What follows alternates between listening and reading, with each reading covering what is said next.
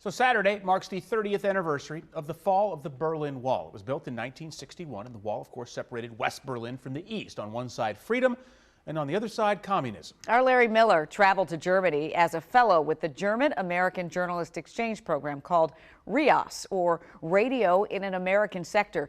He looks at what's left of the wall and the reminders of a nation once divided. Whether it's fixated nameplates on the ground or elaborate paintings, reminders of the Berlin Wall are visible at just about every turn in Berlin. The markings take you back 30 years when a 27-mile wall separated a divided nation.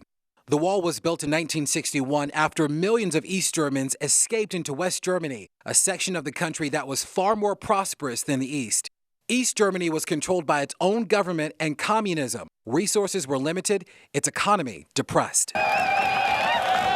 The wall's eventual fall was years in the making with pressure from the United States. Then President Ronald Reagan's powerful words at the Brandenburg Gates in 1987. General Secretary Gorbachev, if you seek peace, if you seek prosperity for the Soviet Union and Eastern Europe, if you seek liberalization, come here to this gate. Mr. Gorbachev, tear down this wall. Adding to that, falling support of communism throughout Eastern Europe and loosened travel restrictions, the wall fell on November 9th, 1989.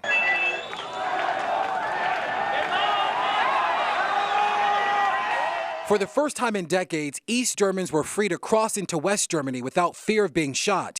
Today, sections of the wall now function as both a gallery and a memorial. A near mile-long section of the wall is known as the East Side Gallery. It consists of more than 100 paintings from artists from all over the world. It is the largest open-air gallery on the planet.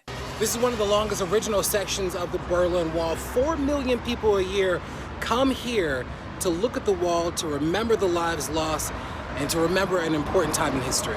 One of the artists is Connie Alivi. His painting, translated, is called It Happened in November. His work represents his personal observations at the wall and the mixed emotions surrounding the night it came down. The East Side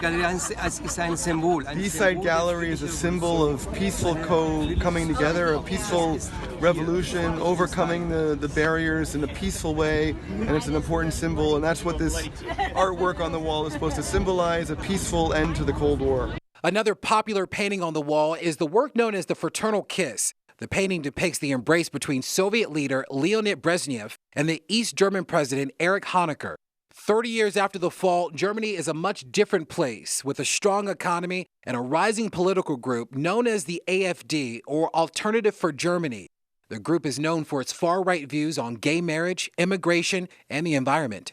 But as the world remembers the men and women who lost their lives trying to cross the wall, Alabi hopes that the moment will expose the ineffectiveness of barriers, especially as Americans debate the need for a wall on the southern border. These are all political games to talk about building walls, and hopefully one day they'll realize it doesn't make any sense. Larry Miller, WUSA 9.